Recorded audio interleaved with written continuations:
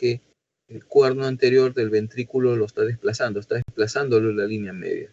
Y acá hay un edema asociado, ¿no? Este paciente probablemente tiene una toxoplasmosis del sistema nervioso central.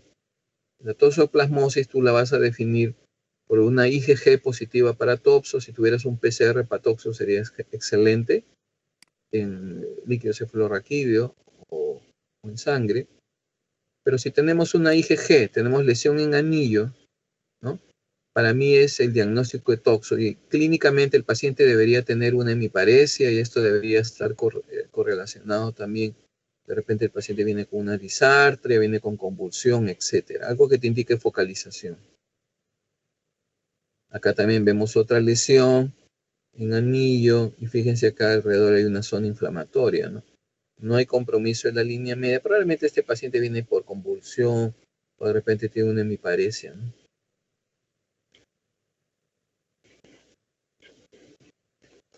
Muy bien. Ya no sé.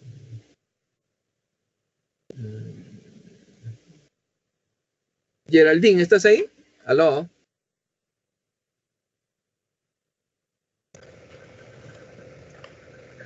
Sí, doctor, buenos días. Hola, Geraldine. ¿Puedes leer, por favor, hija? Ya. Caso clínico 1. Quiero escucharle sus voces a todos para reconocerlos. Listo, te escucho. Te escucho, Geraldine. Sí, doctor, mi micro está... Es paciente de 30 años. HCH es hombre que tiene sexo con otros hombres. Ya.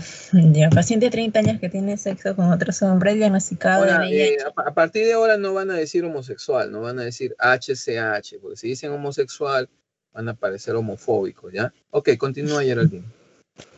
Diagnosticado de VIH hace 10 años. Presenta hace 2 semanas cefalea intermitente y progresiva. Luego, hace 10 días, presenta cambios en la personalidad. CD4 sérico igual a 20 células por no signos meningio, Babinski positivo izquierdo y disminución de la fuerza en mi cuerpo izquierdo. Ok. Fíjense que cuando nosotros mostramos los casos de VIH tratamos de mostrarlos por problemas. ¿Por qué? Porque son casos complejos, ¿no? Entonces acá tenemos cefalea, tenemos trastorno de personalidad y tenemos una focalización, ¿no? Digamos, son los principales tres problemas que tiene este paciente. Entonces, esto nosotros lo vamos a analizar por partes, ¿no? ¿Qué opinas de ese CD4 de 20, Geraldine? ¿Qué se te ocurre de lo poco que hemos leído? Hola, Geraldine, ¿me escuchas?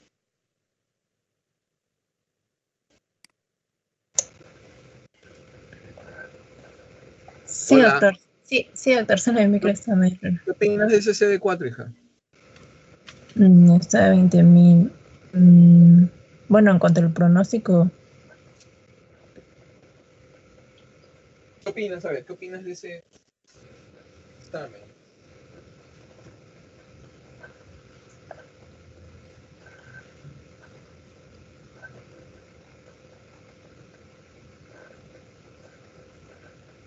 ¿Qué opinas? Ese es un CD4 muy bajo, ¿no? Entonces, cuando tienes un CD4 muy bajo, tú dices, este paciente está muy inmunosuprimido. Entonces, de repente está en un estado de anergia. En esa condición el paciente te está viniendo, por eso te está haciendo esto, ¿no? ¿Y qué ves en esta tomografía? ¿Qué te llama la atención? Bueno, hay una lesión hiperdensa en el hemisferio izquierdo. Comprime el ventrículo izquierdo.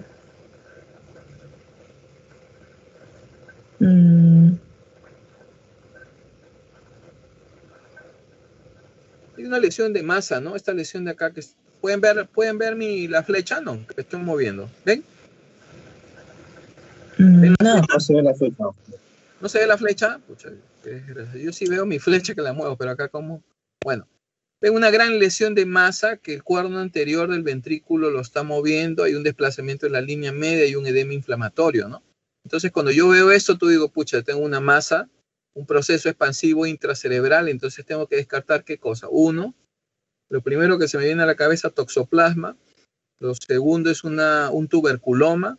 Y lo tercero es un criptococoma, ¿no? Esas cosas se me ocurren. Y la otra cosa que entra en el diferencial podría ser un linfoma del sistema nervioso.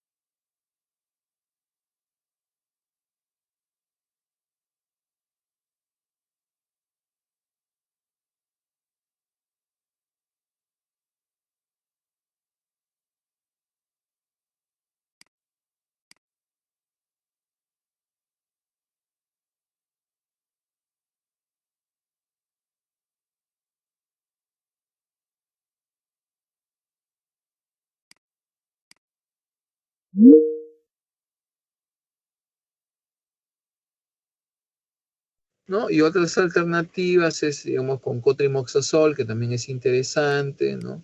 La usamos bastante, que cotrimoxazol es súper útil para varias cosas. Y otra consideración es también el tema de los linfomas. Podemos tener lesiones hipodensas múltiples, ¿no? Parecidas a la del toxo. Entonces, ¿cómo la diferenciamos? Ese es el gran problema. El paciente puede venir con el mismo cuadro clínico que toxoplasma, como ustedes pueden ver. Entonces podemos hacer una resonancia magnética con un SPECT. Y fíjense acá, en la resonancia magnética con el SPECT capturamos pues si está vascularizada esta lesión. Vemos que este toxoplasma no está vascularizado. Acá sospechamos toxoplasma y vemos que está vascularizado. ¿Qué significa esto? Que esta lesión es un linfoma, ¿no? Es un linfoma del sistema nervioso central. Pero obviamente el diagnóstico lo va a hacer una biopsia esterotáxica. Necesitamos hacer una biopsia esterotáxica a las 2 semanas de tratamiento cuando no tenemos una buena respuesta clínica, ¿no? Hacemos biopsia esterotáxica. Fíjense, cuando vemos el problema alteración del estado mental, tenemos un montón de diagnósticos diferenciales que siempre los tenemos que estar pensando, ¿no?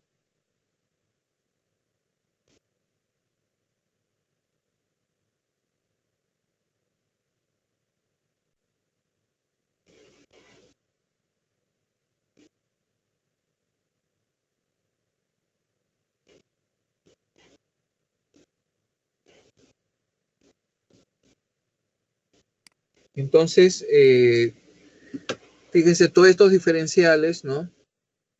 Yo siempre tengo que hacer una punción lumbar, eso sería lo ideal, y en esa punción lumbar hacer serología para citomegalovirus, buscar sífilis, porque sífilis también puede producir hipertensión endocraniana, hacer una serología para herpes simple, para varicela zoster, ¿no? Y una leucoencefalopatía multifocal progresiva, que también puede dar manifestaciones que pueden confundir con esto otro, ¿no? Fíjense que muchos de estos pacientes van a venir con problemas metabólicos. De repente el paciente estaba deshidratado, tenía una hiponatremia asociada por la deshidratación. Entonces yo voy a tener que este paciente hidratarlo bien y una vez que se consiga una buena hidratación, el paciente lo voy a mejorar, digamos, ¿no?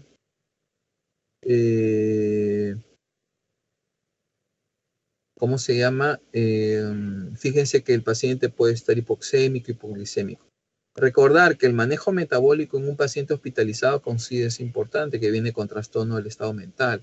Entonces yo voy a tener que hidratarlo adecuadamente, tomar sus electrolitos, ver si está hipoxémico, ver si tiene hipoglicemia, ¿no? Y ver si hay otras condiciones asociadas, ¿no?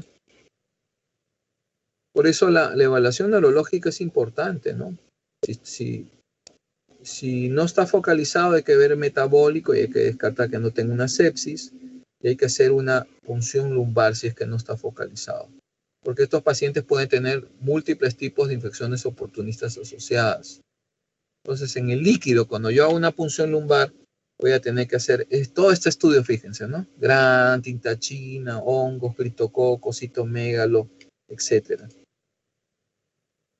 Ahora, la criptococosis, como bien les estaba comentando, se puede acompañar con cefalea, fiebre o cefalea sola. Pero el paciente va a venir solamente con una cefalea, ¿no? El paciente no va a estar focalizado.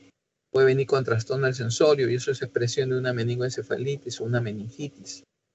Estos pacientes usualmente no tienen signos meningios, se quejan de una cefalea intensa, intensidad 8, 9 o 10, ¿no? Estos pacientes hay que hacerles punción lumbar de frente, ¿no? No hay necesidad de tomografía. Claro, si uno tiene una sospecha de que está focalizado, que hay una lesión, hay que hacer un estudio tomográfico antes de hacer una punción lumbar para estar más seguro. Usualmente en un criptococo el líquido cefalorraquídeo es normal, es transparente.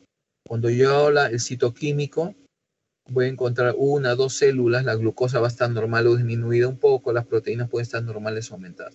Pero lo normal es que la tinta china sea positiva en este líquido o el antígeno para criptococo en líquido cefalorraquídeo también sea positivo, me dé un valor, ¿no? Elevado. Si yo tengo un paciente que viene con trastorno de conciencia, con un antígeno para criptococo, ¿qué es un antígeno para criptococo?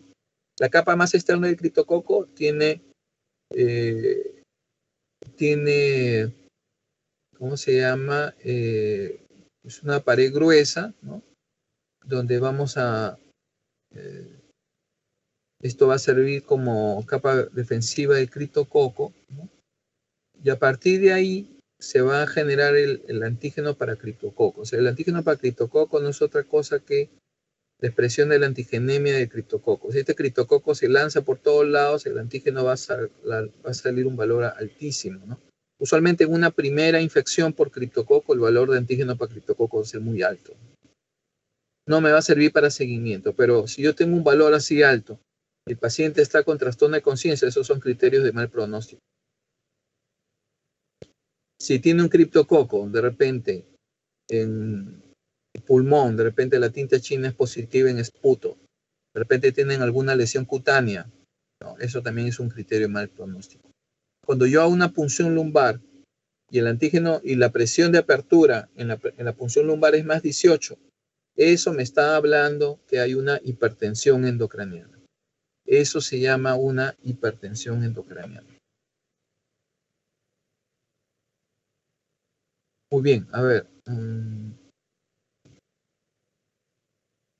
Ingrid, ¿estás ahí, Ingrid?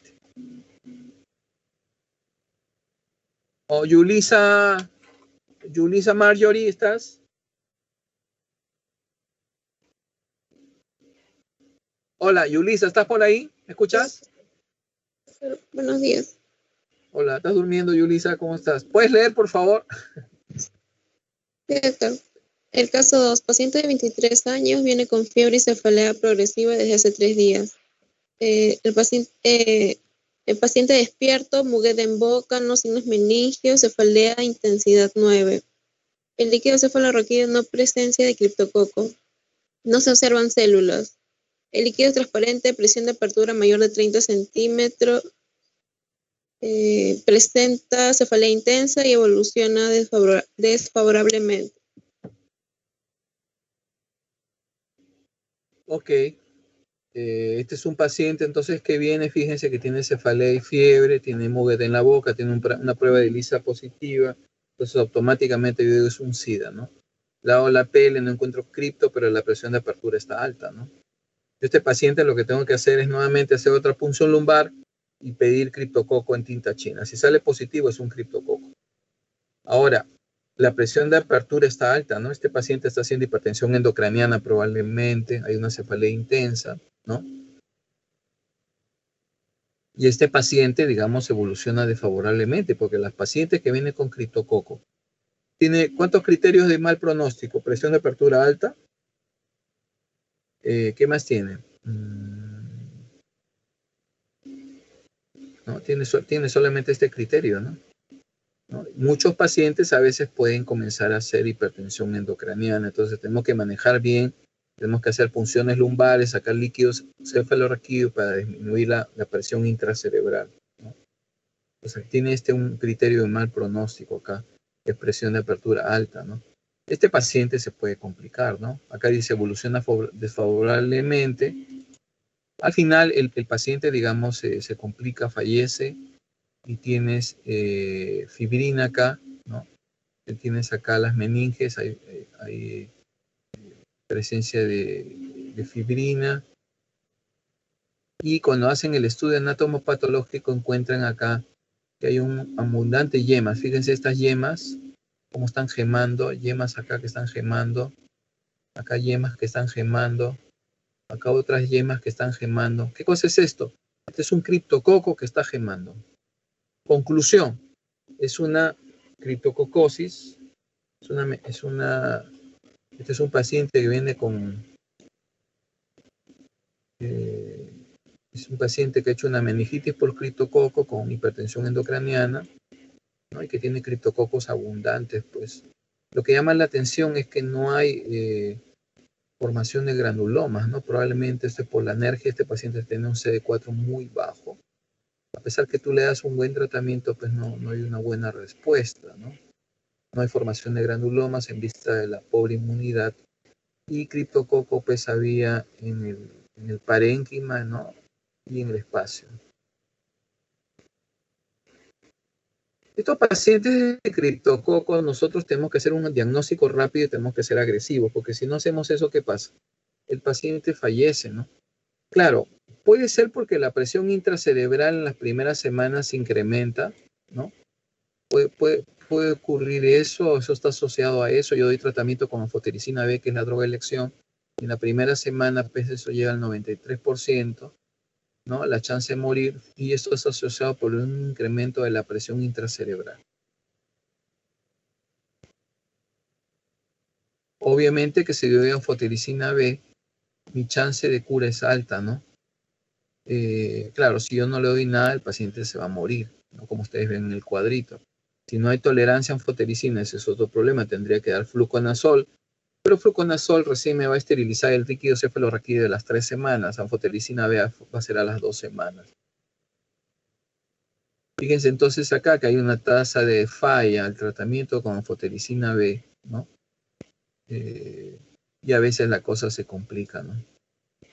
Como les había dicho, hay más muertes en las primeras semanas y eso va a ir disminuyendo, ¿no? Por eso tenemos que estar pendientes, tenemos que hacer manejo de hipertensión endocraniana, porque este paciente todo el tiempo va a tener hipertensión endocraniana. Entonces, la única forma de hacer es con punciones lumbares terapéuticas, ¿no? Primero diagnóstica, después comienzan a hacer las punciones lumbares terapéuticas, comienzan a sacar líquido, de repente un día le saqué 15, le saqué 20, de repente la presión de apertura es muy alta. Y hay que ir viendo eso, porque si la presión de apertura son muy altas y se mantienen, hay que llamar pues, al neurocirujano para de repente poner una derivación ventrículo-peritoneal para controlar la hipertensión endocraniana. Ojo. ¿Preguntas hasta acá? ¿Está todo claro? Ya, o sea, no se preocupen porque digamos, esta es una introducción, vamos a ir incrementando algunas cosas, así que no se traumen. Yulisa, a ver, Natalie Bonilla, ¿alguna pregunta, Natalie? Doctor, buenos días. No, no por ahora. No por ahora. Y para más tarde, sí. Tal vez. Ok. Yuseli Sara Chávez. Es chica, ¿no? Sí, doctor. Doctor, buenos días. Hola, buenos días. Todos están con sueño, creo, ¿no? Ok, No, sigamos. pues, Estoy bromeando, no se preocupen. El otro tema importante es neumocitis carini. Neumocitis carini ahorita ha adquirido bastante importancia porque los pacientes nosotros le iniciamos targa, terapia antirretroviral de gran actividad, y de pronto algunos pacientes comienzan a reconstituir y uno tiene que sospechar la posibilidad de neumocistis, ¿no? Eso es importante pensarlo, ¿no? Entonces, si yo sospecho un neumocistis, ¿en qué pacientes yo voy a pensar que pueden hacer infección por neumocistis en pulmón? Puede ser pacientes con CD4 menos de 200, pacientes que han tenido ya neumocistis, pacientes con candidiasis, pacientes que han bajado de peso, pacientes con cargas virales altas, ojo. Entonces, en ese grupo de pacientes que yo he visto, que los he tratado antes, voy a tener que dar profilaxis. Si yo tengo un paciente con neumocistis que hizo neumonía por neumocistis, le tendré que dar profilaxis. El paciente tiene que, o sea, un CD4 menos de 200, le tendré que dar profilaxis. De repente el CD4 subió más de 250 con targa, de repente le quito la profilaxis. Pero yo tengo que estar bien seguro que no me da el neumocistis de nuevo. Fíjese que el neumocistis usualmente se va a acompañar de disnea, se va a acompañar de tos, de fiebre. Hay pacientes que a veces me vienen solamente con disnea progresiva. Mi primera opción es neumocistis, ¿no? Fíjense que neumocistis se puede lanzar también fuera de pulmón, no solamente formas pulmonares. Con pentamidina lo han asociado en aerosol. Bueno, eso digamos han usado más en Italia, o sea, nosotros no tenemos mucha experiencia en eso, pero ellos han observado que pueden hacer formas fuera del pulmón con el uso de pentamidina en aerosol. Fíjense que los pacientes que tienen un compromiso,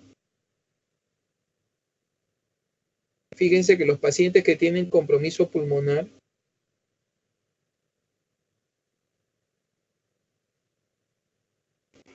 los pacientes que tienen compromiso pulmonar y nosotros estamos sospechando la posibilidad de una neumonía por neumocitis carini, vamos a tener que de todos modos tomarle una placa. En la placa vamos a encontrar un patrón intersticial bilateral, ¿no? Que muchas veces incluso se va a confundir en la actualidad con el COVID. Entonces, si hay eso, al paciente le van a tener que hacer, pues, de repente un hisopado para COVID. La otra cosa es que estos pacientes usualmente que vienen con disnea vienen con hipoxemia y el PO2 debería ser menos de 70. Peor todavía para pensar en COVID, ¿no? Entonces, igualito, le tendrás que correr una prueba rápida, si hay un patrón intersticial, por la sospecha de neumocistis en este paciente con VIH, y también hay que pensar en COVID. Pero fíjense que pueden haber nódulos, pueden haber neumotoras, pueden haber cavernas en un paciente con neumocistis carini, entonces es importante recordar eso, ¿no? A veces vienen con milia y no necesariamente es una TB, es una neumonía por neumocistis carini, ¿no? Entonces, si yo tengo un Jensen esputo positivo para neumocistis, o tengo un resultado que me dice neumocistis, patrón intersticial y PO2 menor de 70, de inicio yo tratamiento empírico con cotrimoxazol a 20 miligramos kilo día por 3 semanas y también le arranco corticoides. Si hay sospecha clínica, patrón intersticial, hipoxemia, lo hospitalizo igualito al inicio corticoides con cotrimoxazol. ¿Está bien? ¿Está claro este concepto? Es importante recordar eso. Fíjense que a mayor pruebas diagnósticas, yo voy a tener un mejor resultado en el diagnóstico, ¿no? Solamente un esputo inducido, la sensibilidad es menos del 20%, del 50%, perdón. Pero fíjense, si hago una broncoscopía con la voz bronquial alveolar, eso ya aumenta, pues hasta un 90%. Entonces, es importante detectar neumocistis. A veces nosotros hacemos Jensas en esputo, a veces todos me salen negativos, hacemos una deshidrogenasa láctica que está bien asociada y sale bien alta. Entonces, en esas situaciones, yo sí, doy tratamiento para neumocistis. ¿Ya? Entonces, recordar eso, jóvenes, eso siempre hay que recordar. ¿Me escuchan? ¿Preguntas? Nada, ya, ok. Fíjense acá que el cotrimoxazol, por lo tanto, es el tratamiento de elección. O sea, el cotrimoxazol oral, porque tiene una excelente penetración en el tracto gastrointestinal. El endovenoso no es lo mismo. Podríamos usar endovenoso, pero realmente el tratamiento de elección es cotrimoxazol vía oral. Ese es el que nos va a funcionar. Han encontrado por ahí algunas mutaciones, pero bueno, no nos sirve mucho eso. Fíjense que aparte del cotrimoxazol, yo podría dar Daxona con trimetoprim, primaquina con clinda, que es una alternativa que puedo usar en un paciente alérgico al cotrimoxazol.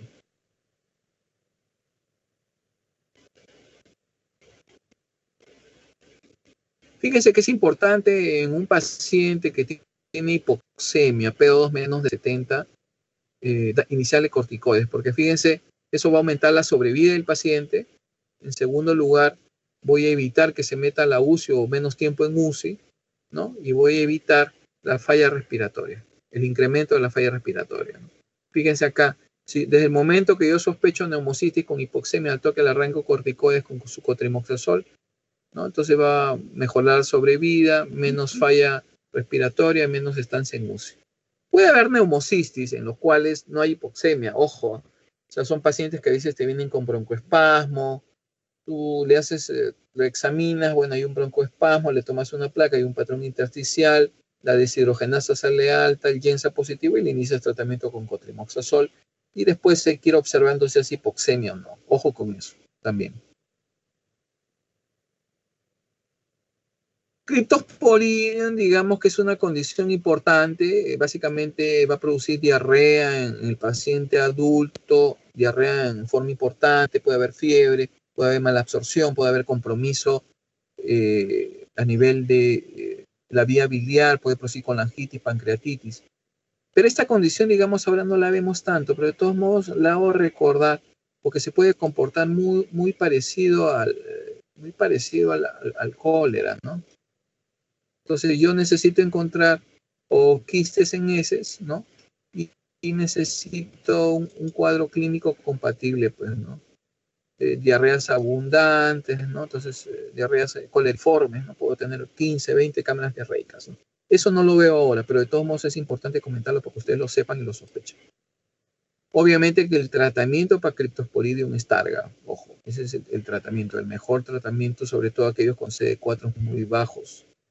Paramomicina también es una alternativa interesante, nitazosanida también, pero nosotros en estos pacientes vamos a tener que hidratarlos enérgicamente, y una alternativa importante para estos pacientes es acitromicina. Claro, en la actualidad ahorita dicen todo el mundo targa, ¿no? Demos targa, yo doy targa, encima le doy acitromicina, y con eso comenzamos a manejar el problema. Citomegalovirus es otra condición también importante que nosotros vemos en los pacientes que tienen SIDA. Usualmente estos pacientes vienen con disminución de la agudeza visual, son pacientes que tienen CD4 menos de 50 células, tienen una visión borrosa, progresiva, o incluso hay pacientes que vienen ciegos, ¿no? Entonces, ¿qué vamos a hacer con esos pacientes? En segundo lugar, vamos a tener pacientes que vienen con CD4 muy bajos, con una infección oportunista previa, cargas virales muy altas. Fíjense que en el fondo de ojo vamos a encontrar una lesión hemorrágica, la papila está afectada, y esta lesión se puede confundir con toxoplasma. Fíjense que nosotros, para estar seguros del diagnóstico de citomegalovirus, debemos hacer una viremia, un PCR para citomegalovirus en sangre. Podemos correr anticuerpos, pero a veces no nos van a ayudar, nos van a confundir un poco. O podemos hacer una antigenemia, un P65, para detectar también antígenos contra citomegalovirus circulando en sangre. Fíjense que va a ser una lesión en la retinomácula, está disminuida la disminución de la agudeza visual, ¿no? Va a haber una hemorragia en la retina, ¿no? Puede haber lesiones blanquecinas, fíjense. Y usualmente esta lesión es unilateral, pero a veces esta lesión, cuando tú tienes una lesión en un ojo, hay 50% de chance de afectar el otro ojo, ¿no? Y puede haber compromiso importante. Algunos pacientes pueden quedarse ciegos. Hay pacientes que van a ser formas extraoculares, donde hay colitis, es decir, pacientes con diarrea, baja de peso, dolor abdominal, viene con una fiebre muy alta y le encuentras una IgM para citomegalovirus. Entonces tú dices, este es un citomegalovirus en un paciente con un CD4 menor de 50. Fíjense que estos pacientes van a tener todas estas manifestaciones clínicas. Tranquilamente alguien podría decir, es una tuberculosis abdominal que entra en el diagnóstico diferencial. Estos citomegalovirus se perforan también, se parece mucho a la TB, se parece mucho a la tifoidea en algunas cosas. Fíjense que puede producir esofagitis, puede comportarse como una esofagitis por cándida, puede producir una neumonía, puede producir hipoxemia. Entonces, tranquilamente, cuando yo tengo una neumonía por neumocistis, el otro diagnóstico que tengo que pensar es una infección por citomegalovirus, ¿no? Entonces tengo que pensar en un citomegalovirus. Entonces siempre yo tengo que estar pendiente en estas situaciones clínicas. Fíjense que la enfermedad neurológica también puede afectar el sistema nervioso central, citomegalo. El paciente está con letargia, confusión, hay pleocitosis. Vamos a encontrar un incremento periventricular alrededor de los ventrículos, ¿no? Entonces, fíjense entonces, en estos pacientes con citomegalovirus pueden venir con demencia, ¿no?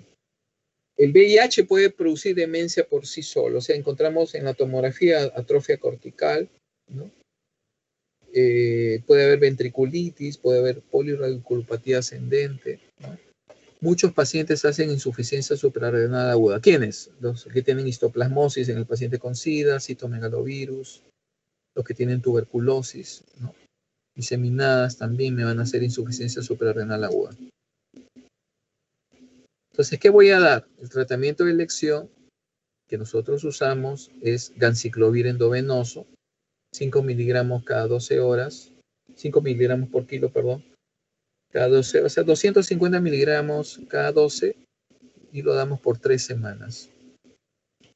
A veces el paciente necesita dar hasta 3 ciclos de ganciclovir endovenoso.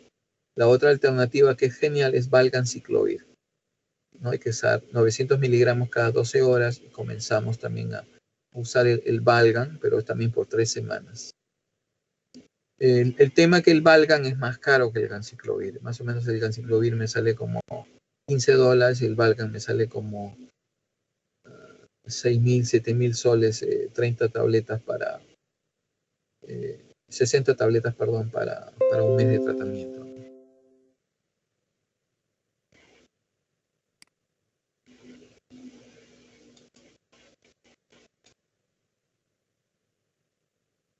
En este tema de demencia también es importante porque el paciente a veces puede estar con una manifestación de frontalización, el paciente está con trastorno del sensorio, tiene memoria, está frontalizado, habla muy poco, mirada fija, entonces hay que hacer una punción lumbar para definir si tiene demencia por VIH, ¿no? Hay que definir si tiene alguna otra condición asociada, hay que pedir estudios para citomegalovirus, habrá que pedirle también estudios para otras condiciones como leucoencefalopatía, sífilis, etcétera, en el diagnóstico diferencial. Fíjense cómo se van incrementando los diagnósticos diferenciales.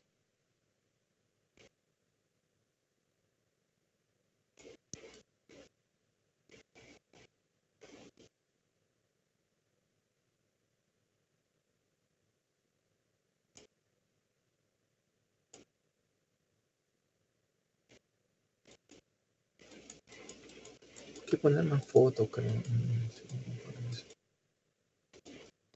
¿Preguntas, dudas, jóvenes?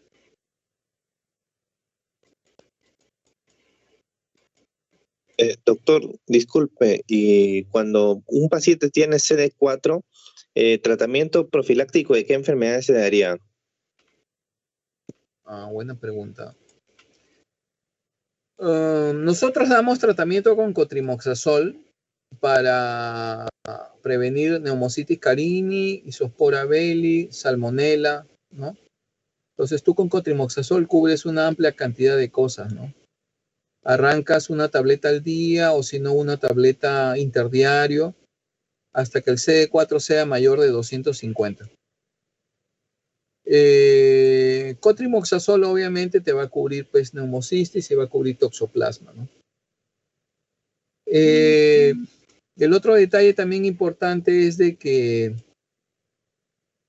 nosotros si tenemos un paciente que con SIDA o VIH, con BK negativos, placa de tórax negativos, podríamos usar de profilaxis isoniazida. El tema es que a veces podemos tener placa de tórax normales, pero a veces tenemos que esperar también el cultivo para mirar, ¿no? Porque hay pacientes que a veces podrían tener TB. Entonces, en esos pacientes sospechosos de TB, es un poco complicado dar profilaxis. A veces nosotros, por el tema de que estamos en una zona endémica de TB, no arrancamos profilaxis así rápidamente. Estamos esperando, chequeando, ¿no? Si yo tengo un paciente bien estudiado con todo ese tema, podría darle profilaxis con isoniazida 5 miligramos por kilo, ¿no? Y también con las mismas consideraciones que para neumocistis. En otros países, por ejemplo en Italia, usan, por ejemplo, profilaxis cuando tienen un paciente con meningitis por criptococo, ¿no? Una profilaxis secundaria se da, ¿no? Tú puedes dar profilaxis primaria cuando no han tenido la enfermedad, pero cuando se han tenido, puedes usar profilaxis secundaria. Para criptococo también das profilaxis secundaria. O sea, trataste el criptococo, ¿no? Le diste anfotericina, le diste fluconazol, y después lo dejas en profilaxis con fluconazol hasta trepar el CD4 más de 300, 350, y ahí recién se lo quitas. Podrías dar también profilaxis con un paciente que ha tenido diagnóstico de citomegalovirus, le podrías dar también valganciclovir bioral, ¿no? Y sobre todo aquellos que tienen CD4 y cargas CD4 muy bajos, ¿no? Con chance de que puedan hacer una reactivación del citomegalovirus, ¿no? En la práctica a veces no se hace porque a veces no tienes el valganciclovir, pero si tenemos esa opción le podemos ofrecer al paciente. Sí, doctor, gracias. Digamos, para el caso de Cryptosporidium, hay que dar targa, ¿no? Hay que dar targa, para ese caso no hay profilaxis. ¿Qué otra cosa más se me está yendo? ¿Más preguntas, dudas? ¿Está claro?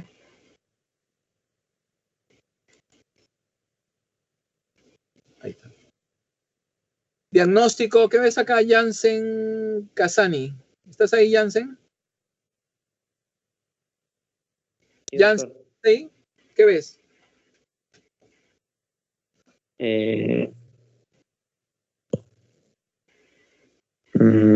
Ahora mismo, doctor, no me... Ah, ya, bueno, ya me pareció.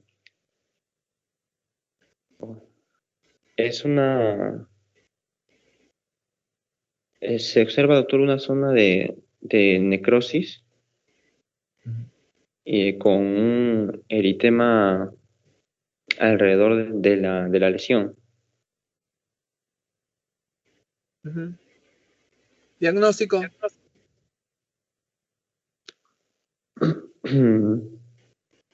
Cuando tú ves una lesión elevada con una zona de necrosis al medio, automáticamente lo que tú piensas que dices es un loxocelismo cutáneo, ¿no? Entonces de repente le ha mordido una loxoceles a este paciente, está haciendo una necrosis. Entonces si es en las primeras horas podríamos ofrecer suero antiloxocélico, de repente podríamos ofrecer dapsona, pero primero tendríamos que hacer un dosaje de metahemoglobina en sangre, y en segundo lugar tendríamos que haber descartado que no tenga un loxocelismo visceral.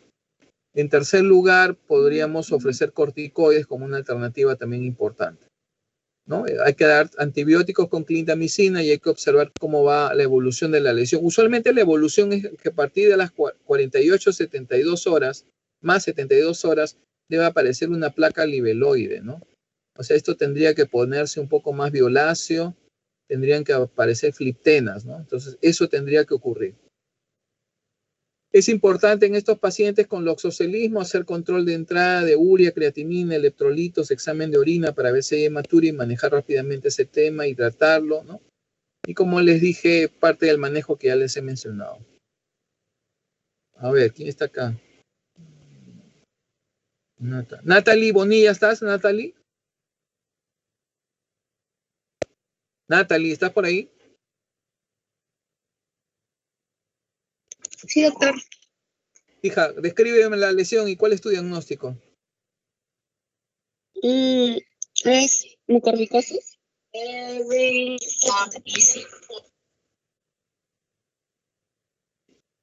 Doctor, ¿me puede escuchar? Sí, sí, te escucho. Ah, ¿Puedes es describir la lesión? mucormicosis. ¿Puedes describir la lesión, digo?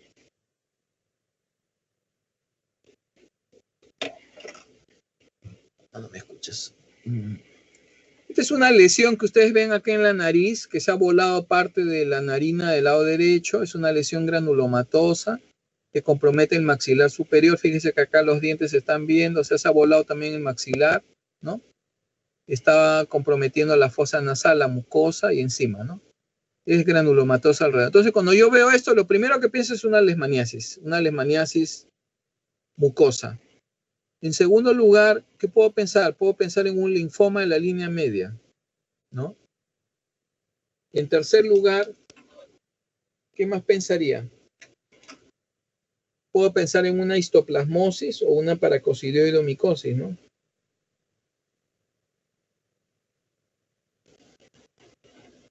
¿Y qué otro diagnóstico más pensaría, no? ¿Una mucormicosis, doctor? Una mucormicosis. ¿Y por qué piensas en una mucormicosis? A ver, cuéntame. Por la excavación y aparte que el mucormicosis es una infección por hongos que es deformante. Ya.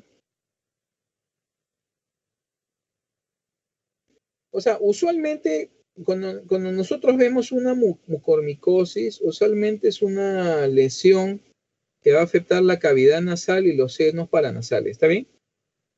O sea, eso significa eso significa que esa lesión es de adentro para afuera, ¿no es cierto? ¿Sí?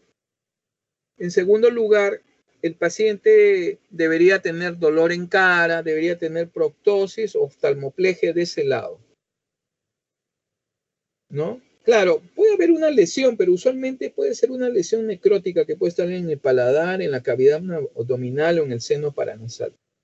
Sí, podríamos pensarlo como un diagnóstico diferencial, pero más alejado de repente. ¿Está claro? Sí.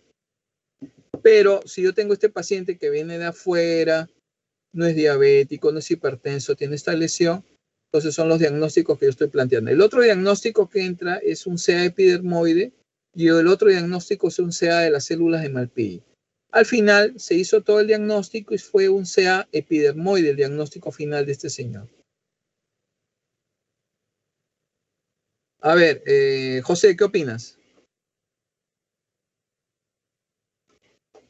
Veo una cantidad de máculas en la cara de color violáceo y en la base de la nariz. Y parece que están ligeramente elevadas. Ya. Estas son lesiones compatibles con sarcoma y Kaposi, ¿no? Fíjense, algunas son lesiones en placa, fíjense cómo está en el paladar, violáceas acá, ¿no? Algo elevadas, ¿no? Fíjense acá, ¿no? En placa, violáceas elevadas como pápulas también algunas, ¿no? Esta es una mujer que tenía SIDA, que le encontramos sarcoma y Kaposi, le iniciamos targa, estuvimos controlando, la mujer se deprimió, se desaparece, a los 2 meses viene, y viene así, con múltiples lesiones por todo lado y en todo el cuerpo. Esta mujer probablemente hizo una reconstitución y se exacerbó el sarcoma de Kaposi, tiene un CD4 muy bajo, se le dio un tratamiento con oncológicos, ¿no? Para mejorar su condición clínica, pero la paciente al final falleció. Es una neutropenia, una pancitopenia, ¿no? Entonces, moraleja, todos los pacientes que toman targa deben monitorizarse, deben de venir al servicio frecuentemente para hacer seguimiento y descartar las posibilidades de reconstitución inmunológica que puedan tener o otras exacerbaciones de su enfermedad de fondo, ¿no? Eso es importante recordar.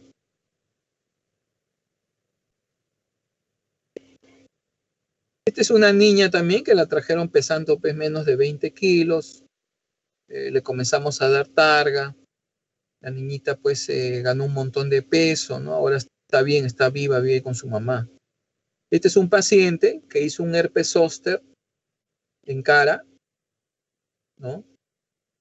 Hizo un herpes zóster en cara con compromiso en la rama oftálmica del facial, ¿no? Tuvimos que hacerle una punción lumbar para descartar una meningoencefalitis herpética, ¿no? Esto es una forma típica. Usualmente cuando ves esto, tú dices, este paciente tiene un CD4 seguro menos de 50 o menos de 100, ¿no? Entonces, este paciente, digamos, ahorita está vivo, toma targa también, ¿no? Y son situaciones, como le digo, que tenemos que enfrentar nosotros, pues, ¿no?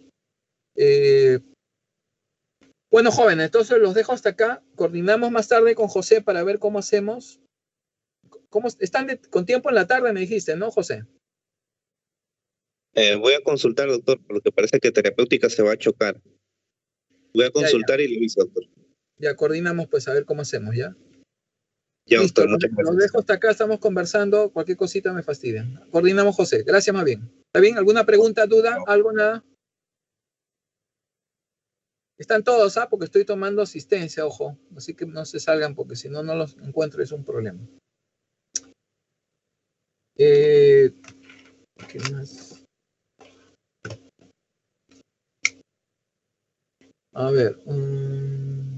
Geraldine, ¿estás? Sí, ¿no?